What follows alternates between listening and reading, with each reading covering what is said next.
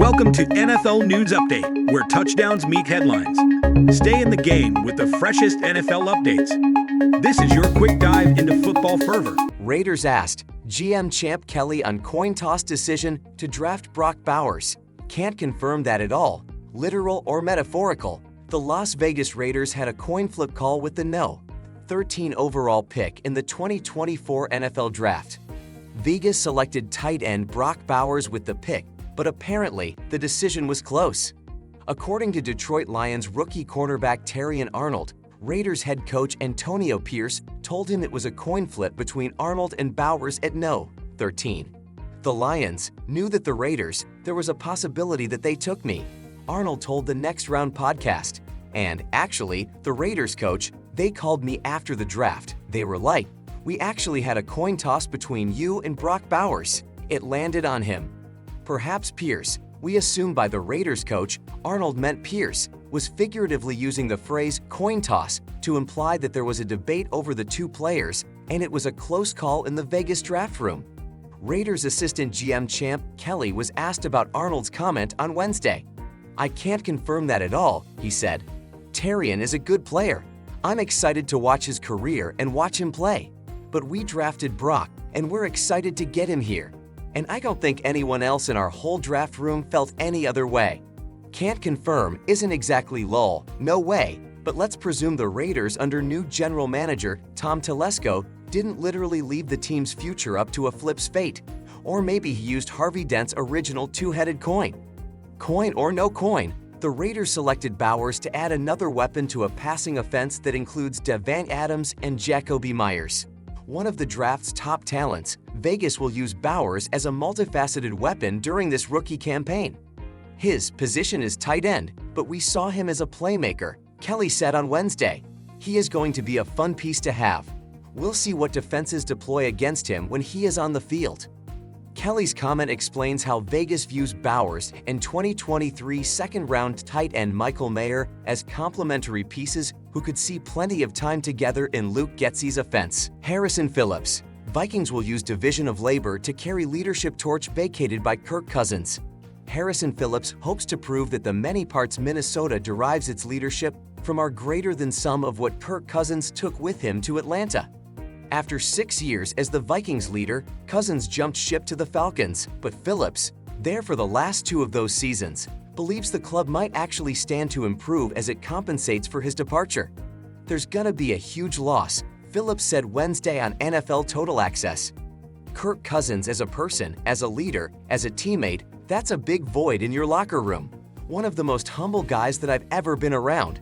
Servant leader, just a great motivator. He's great. To ask one person to fill that void is probably not probable. So what we're going to do is have a great leadership team, which we've already seen. There's already guys that I've seen these last few seasons being on this roster. Some are captains, some are not captains yet, but will be in their careers. And so we're going to pass that torch off and kind of division of labor.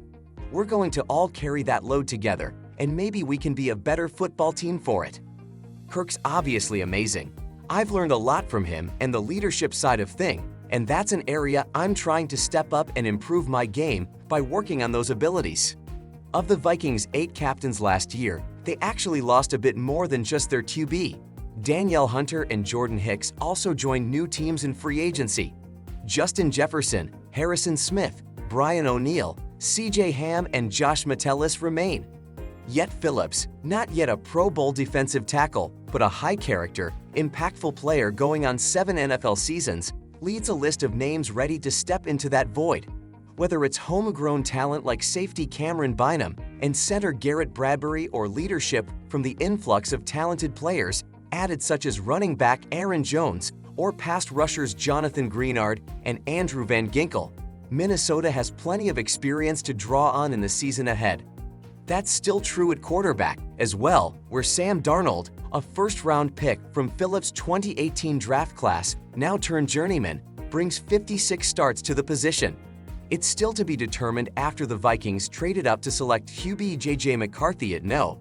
10 overall if Darnold will hold on to the QB1 spot for all of 2024, start there and eventually cede snaps, or begin September simply as veteran depth to the Michigan product. McCarthy isn't necessarily green. He made 28 college starts with just one loss and led his Wolverines to the College Football Playoff National Championship.